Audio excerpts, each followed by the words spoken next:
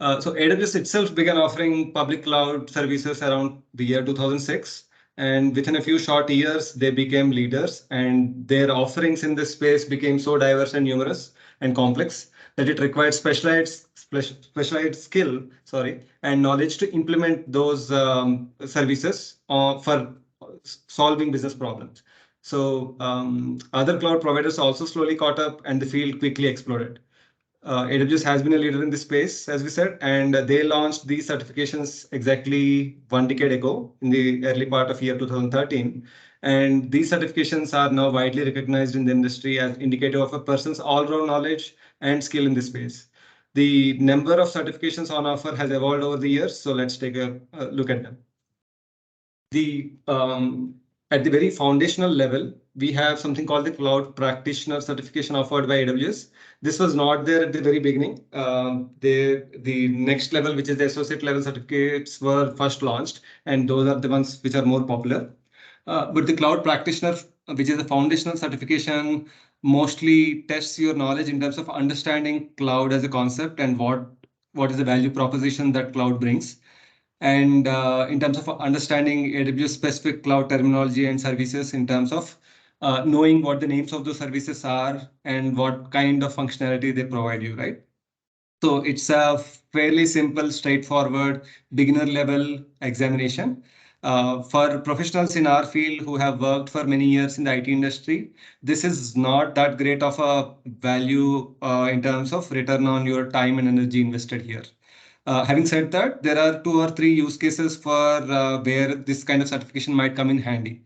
One is absolute beginners. If somebody is just coming out of college with no prior experience in the industry, this is probably a great place to start understanding cloud and understanding AWS and proving to the world that they know a little bit about it to start working.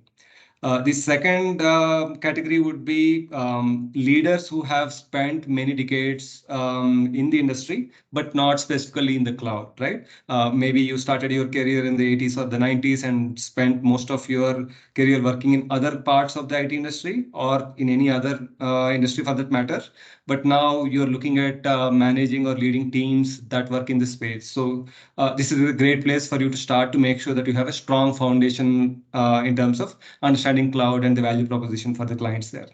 The third category is for people who want to say, I have all the AWS certifications, maybe after you do a few other certifications. And if you feel like there are a few gaps in your portfolio, maybe you can come back and finish this one as well. But beyond that, you have what is called the associate level certifications. Here is where a role level specialization comes in. So your typical roles in an IT team could be systems operator or a developer in the operations and SDLC space, respectively.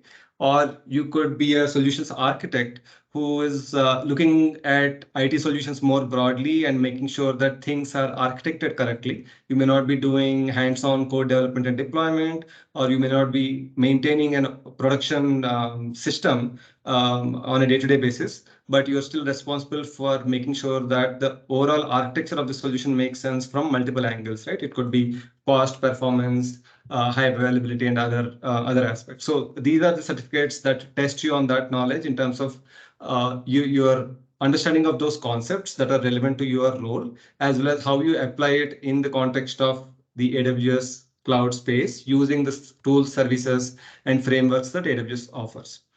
So definitely prior experience in the IT industry and some hands-on experience either on-prem or on the AWS cloud will definitely be recommended here. Even though for all these certifications, AWS themselves do not have any hard prerequisites in terms of having X number of years of certification, X number of years of industry experience or a prior certification before you can take any of these certifications. It's up to you to pick up a certification and prepare for it and pass the exam. But it's really recommended that you do come with certain amount of background knowledge and experience to make the journey worthwhile, as well as the certificate mean something in the real world, right? So that's where these recommended prerequisites or experience levels come from. Now, as we move into deeper levels of experience in this space, if you want to go beyond somebody who works as an individual contributor in a specific role, where somebody else is doing the high level planning and architecting and cutting out the job for you. You need to have a much broader perspective on how cloud as a landscape or as a platform works for your business. And there are two broad skill areas here. One is as a solutions architect, you take a broad perspective once again, but combine it with a deeper understanding of these services and how they interact with each other. And you are able to architect solutions at enterprise scale, and maybe interface these solutions with other third-party solutions, and talk to senior to middle to senior level management on the customer side in terms of various architecture or design alternatives you have to solve a business problem, and are able to confidently justify why a particular solution makes sense. So the questions that you get in an exam like this typically are scenario based, as opposed to straightforward as recall or what is the right answer among 2 or 3 facts about a particular service that you might see in an associate level exam. In a professional level exam, you would typically be presented with a scenario which kind of resembles something that you might come across in a real world if you're playing the role of, let's say, a solution architect here in this example. And then you're presented with 4 or 5 reasonably feasible approaches to solve that problem. And you're expected to pick a right one. The others may not necessarily be technically wrong, but they may not be the best fit for the given scenario based on the criteria that were given in the question statement, right?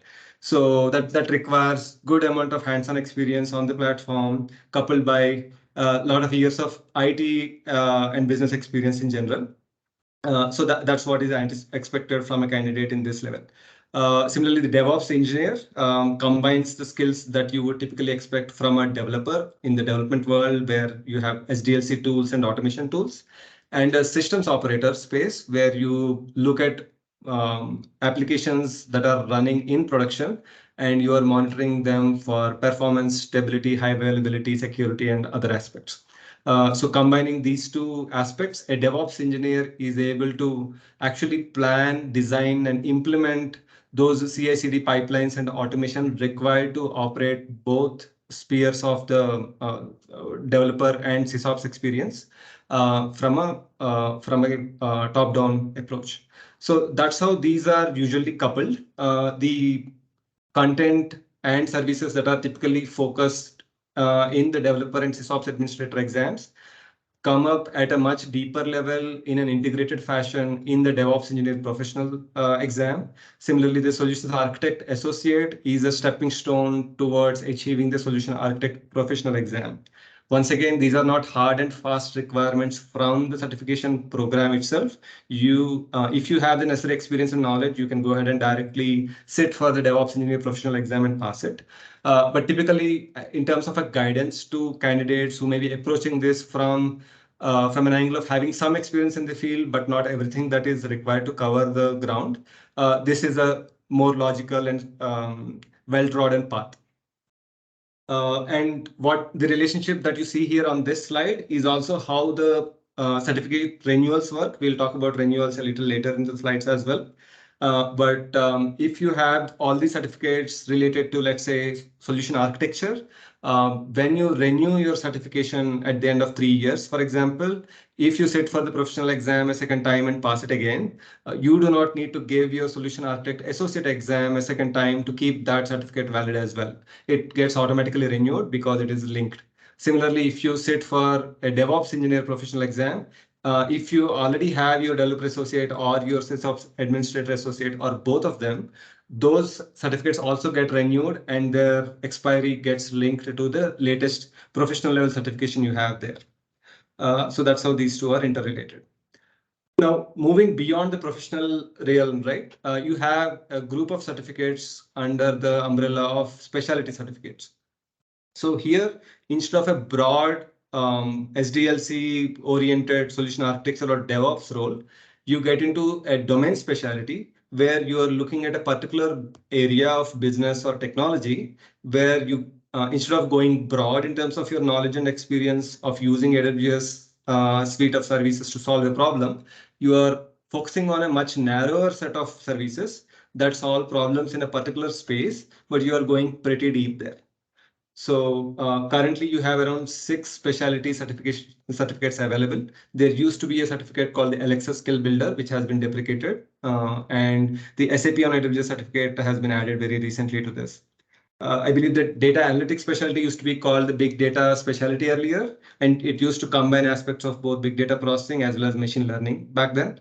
But I think about 6 years ago, it has been split into 2 separate specialties. In the data analytics specialty, there is typically very little to no focus on machine learning that has been carved out into a separate specialty right now. Both professional and specialty level certificates are pretty tough and really hard exams. So you need a thorough preparation plan coupled with your experience and reading in this space to be able to pass this exam. So that's where in the industry, I think AWS certificates, especially the professional and some of the specialties, like the advanced networking specialty, for example, have a reputation of being the hardest exams in the industry to pass. That said, we are all working in industry where we do this day in, day out. We know the space, we know the general landscape of tools, technologies, and the business problems that we solve here. So we are starting with a great head start, and we have direct hands-on experience working on these problems, either in our internal accelerators or POCs or in client projects. So I think we are best poised to take advantage of the knowledge that we are surrounded by and the experience that we have an opportunity to gain day in, day out, to be able to take these certifications and get an industry validated credential to prove to the world that we do have those skill sets, right? Instead of just talking about it on a resume as a paragraph or two, this makes it much simpler to communicate either to your customer or to your peer group that this is a specialty that we have. Now, one of these certifications is special in our world, which is the data analytics specialty, and we'll talk more about why in a little while. Taking a broad overview of all the certificates at a glance, right? We talked about how the professional and associate certificates are grouped into a couple of roles. So that's the affinity that you see in this slide as well. These specialty certifications do not have any dependency or relation with any other certificate. So whenever these certificates come up for renewal, you need to take the full exam and pass it again if you want to keep it current. They don't automatically renew any other certificate. Now, that's the general perspective, right? From the perspective of the Lighthouse AWS practice or Lighthouse in general, right? Some of these certificates are more relevant to the jobs that we do than others. The one that I am highlighting here, which is the data analytics specialty, happens to be the most sought after in the area of data analytics where we operate, because that brings together a lot of different services and best practices in this space.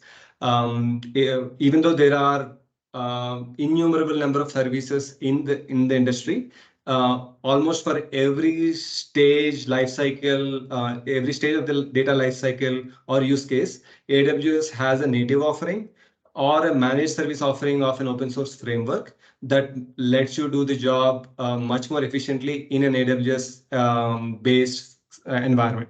So that's what the AWS data analytics specialty tests you on.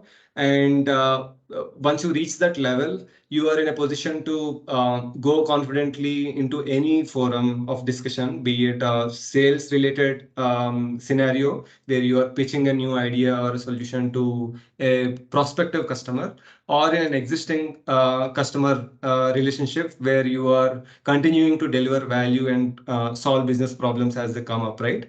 The kind of solutioning that you are able to bring to the table with the right vocabulary, right thinking process, with all best practices baked into your thought process, that immediately starts delivering value, and that value is seen by our organization as well, by making this certification a part of the Lighthouse super specialty list of certifications, right? So that's something that all of us in this space should aim towards and achieve in a reasonable amount of time, so that as a group we become much more stronger and the solutions that we build have that flavor of very deep, very broad experience in this particular domain.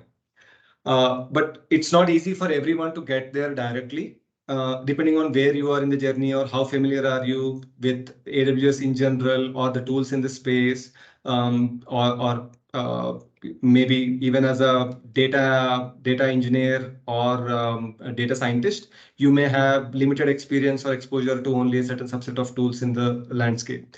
So what makes this journey a little bit more manageable for people who are maybe looking at this as a much longer journey is to take one of these associate certificates, and Solutions Architect Associate is a great first step to get a very broad understanding of AWS landscape and all the best practices that are baked into a cloud native or cloud based workload, right? So that would be a recommended path to reach the data analytics specialty in 2 steps.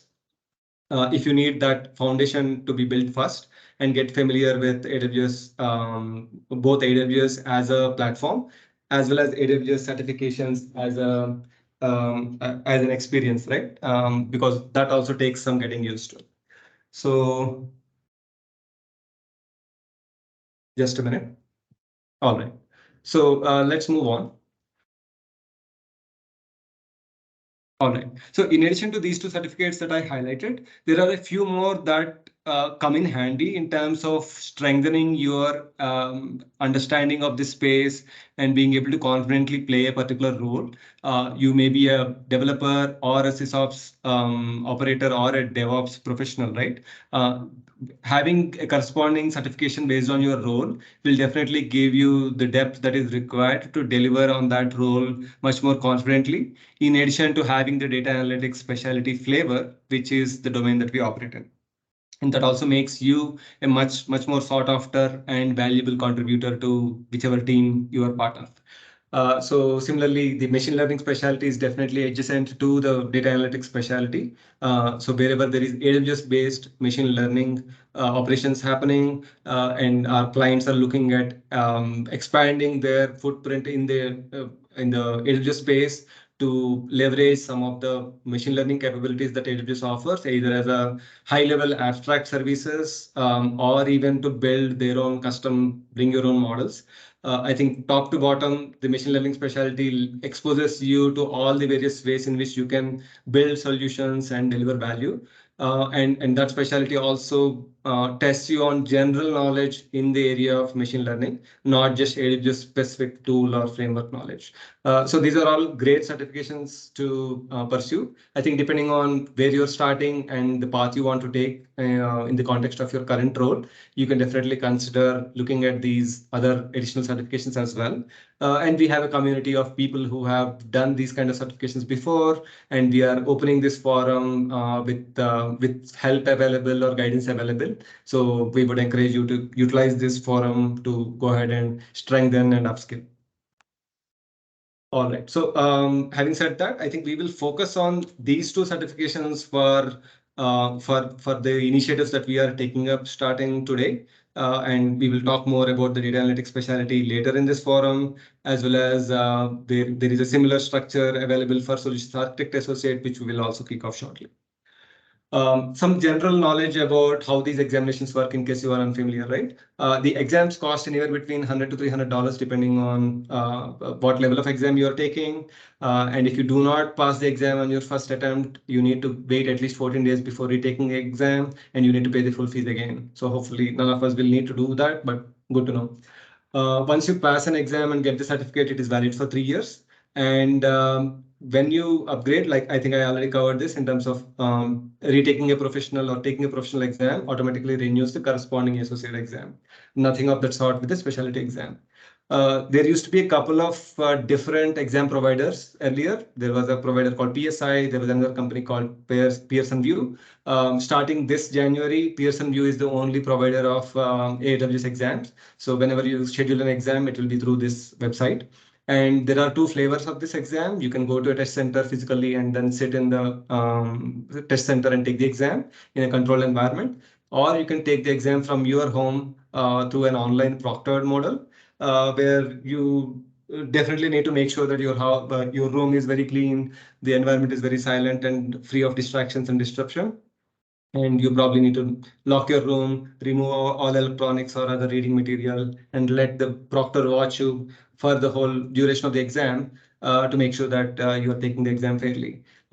Once you get the hang of it, it's fairly convenient. You can take the exam in the middle of the night or on a Sunday afternoon or whenever it works for you, right? Which that kind of flexibility may not be available in a physical testing center, coupled with the need to physically travel, find parking, fight traffic, whatever. So it's up to you which one works best for you. Yeah, but both of them are fully available. The exam format itself usually has around 65 to 75 questions, depending on which exam you're taking.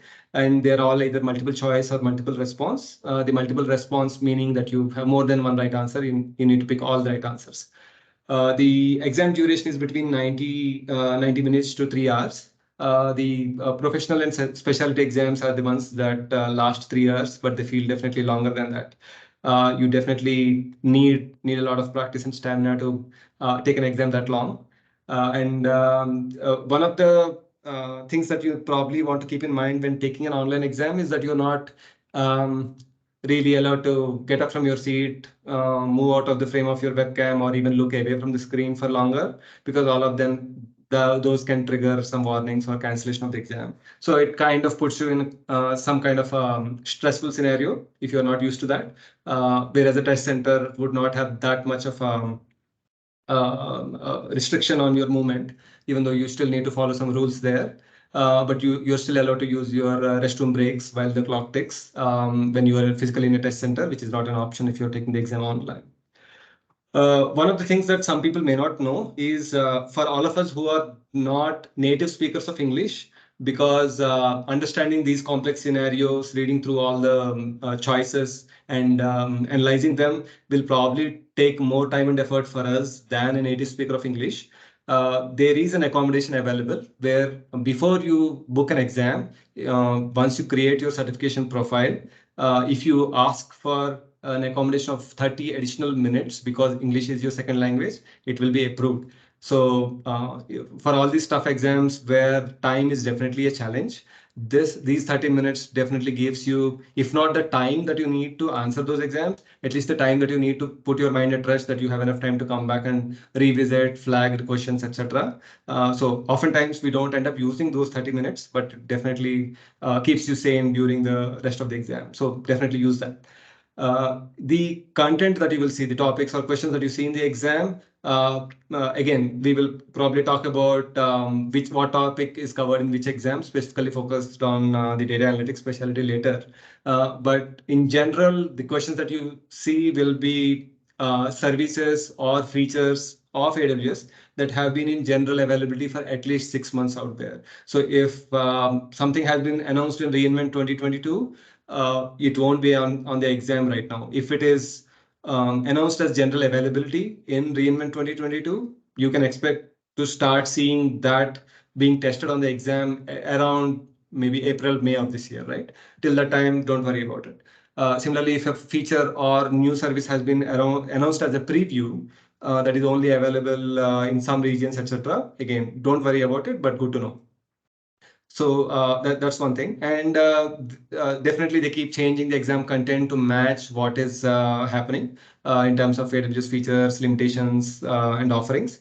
Sometimes they do a complete rewrite of the exam if the subject matter or the nature of the job role has significantly changed since the last iteration. So that is happening right now for the developer associate exam and the DevOps professional exam. So around March of this year, the old exam will be sunset and the new exam will kick in immediately. So if any of you are preparing for those exams right now, keep those dates in mind. And if you want to be safe, maybe schedule an exam before March, or if you want to be current in terms of what certification has tested you on, definitely prepare based on the new exam content that has already been published and plan for an exam after the first week of March. So when the AWS team comes up with the brand new certifications, they also offer something called a beta exam at 50% of the price, etc., which you can set if you're interested. There is also a lot of unscored content in these exams where out of 75 questions, maybe 10 questions are not really scored because they are testing how brand new questions that were added to the kitty and testing how good they are users finding it very troublesome, etc. And of late, the amount of time you need to wait after giving the exam to get to know whether you have passed the exam has really increased. There was a time when you would know whether you passed or failed on the last screen of the exam right then and there. That's no longer the case, unfortunately. And I think I'm hearing up to five business days of wait time for you to know whether you passed the exam or not. I know it's painful, but that's something that we should mentally be ready to wait. The last thing on the slide, whenever you pass an exam, one of the benefits you get, among other things, is a voucher for a future AWS exam that gives you 50% off on whatever the price is. So if you have taken an AWS exam in the past, make sure that you utilize this benefit so that the amount of money you spent out of your pocket up front is not the full price. And some of us who have done certification in the past may have some unused discount vouchers lying in our accounts too. So if one of you needs it, please reach out to one of us. Maybe we can help. All right. So in general, when you approach the exam, right, if you're unfamiliar, you should definitely go to the website at the bottom of the screen and understand what the exam is about. There are official exam outlines and sample questions published by AWS, which will give you a flavor of what topics are tested and what kind of questions to expect. There is also a set of practice questions in the format of an exam that is available, so that probably you can pick up towards the end of your preparation to test yourself. But the sample questions you should definitely look at when you're starting, so you know what to expect and what to prepare for, right? And then you have a lot of exam prep resources. This AWS certification being a very popular topic in the IT industry, there are tons and tons of resources, both AWS published resources as well as third-party resources. There are courses that are very popular. There are tutors that are very popular. You will keep hearing the same names again and again: Stefan Marek, Adrian Cantrell, or a cloud guru, etc. So depending on which specific exam that you are sitting for, one particular course may be highly recommended. So the mentors for that respective certification will definitely give you the right guidance, and maybe within the peer group you can also exchange some ideas there. So in case you are not very familiar, you can definitely learn from the group. In some cases, books work for some people, so there are books published, both again official as well as third party. And definitely it is recommended that you look at official AWS sources like AWS white papers, product documentation, the blogs that AWS publishes very regularly, and videos like the reInvent talks or AWS Summit talks, etc., that AWS puts out on YouTube, etc. In preparation for these topics, right? That gives you a well-rounded understanding as opposed to just sitting through one particular course where one trainer gives you their perspective of things, and their teaching style may or may not work for you, or some of the concepts that they cover may or may not land or click for you, right? So looking at all these sources to build a 360-degree view of that topic will definitely help. Obviously, it takes time and effort, but it's well worth it.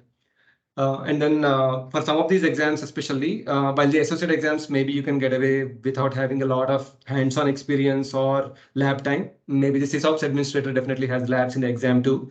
That's one special case. But when you come to either specialty or professional level exams, hands-on experience on the topics of the exam, doing things on the console, on the CLI, definitely is strongly recommended, right? If you don't have that experience, some of the questions are likely to trip you up by giving you distracting alternatives. Similarly, there are practice exams out there, not just the official ones, but also third-party ones, which would be highly recommended again to get a flavor of the entire exam content and making sure that you are covered in all those areas. And if you have weak areas, you are able to identify them through these practice exams and then revisit them before you sit for the actual exam. So like I said earlier, some of these exams are very long, very tough. Each question is like 2-3 paragraphs long, with each choice or alternative being 2 or 3 sentences long. Just reading the question probably takes you a minute, and you probably have no more than a minute or two on an average to answer the exam, even taking into consideration the 30 minutes extra that you get, right?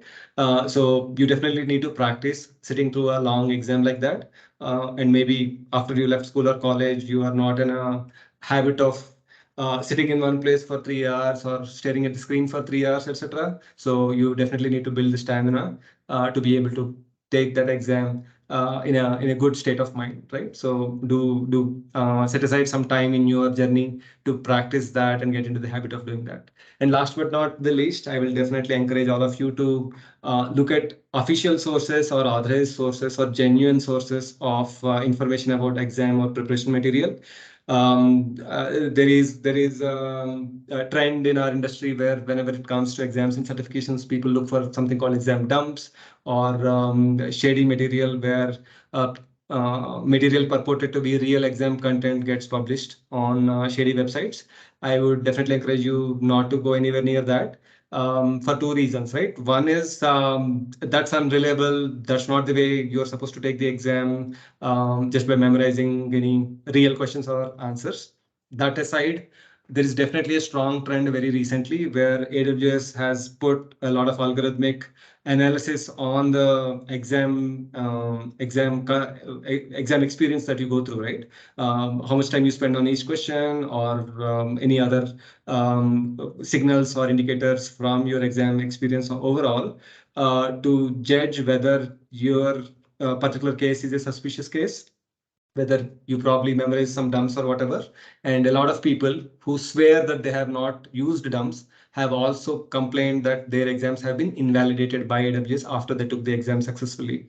So the best way to avoid going anywhere near that is to just take the regular route of um, uh, learning the content across the exam domain and using only genuine sources of practice exams, etc., and then setting the exam, right? So I would highly encourage that.